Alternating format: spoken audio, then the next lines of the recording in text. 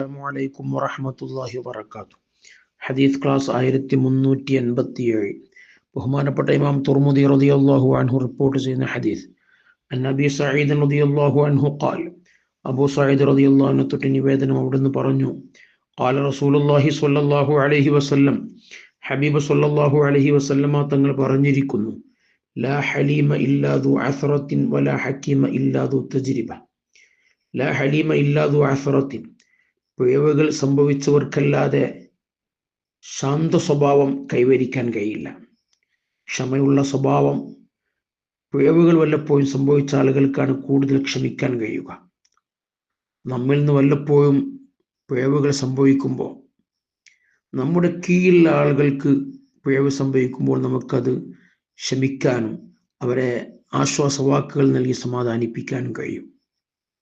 അപ്പോൾ പിഴവുകൾ സംഭവിക്കുന്നത് നമ്മുടെ ഉയർച്ചയ്ക്ക് കാരണമാണ്. എല്ലാവരും അങ്ങനെയാണെന്നല്ല, കൂടുതലും അങ്ങനെയാണ്.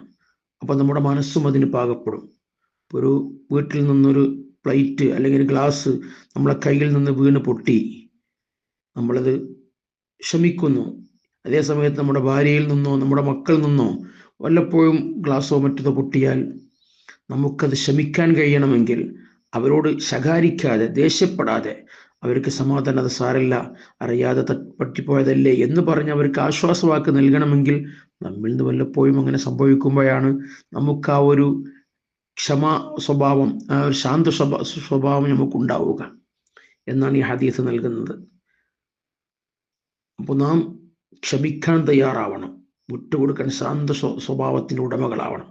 അതിന് വല്ലപ്പോഴും പിഴവുകൾ സംഭവിക്കുമ്പോഴാണ് കൂടുതൽ നമുക്ക് ക്ഷമിക്കാൻ കഴിയുക. അതുപോലെ തന്നെ വല ഹക്കീമ ഇല്ലാതു തജ്രിബത്തിൻ,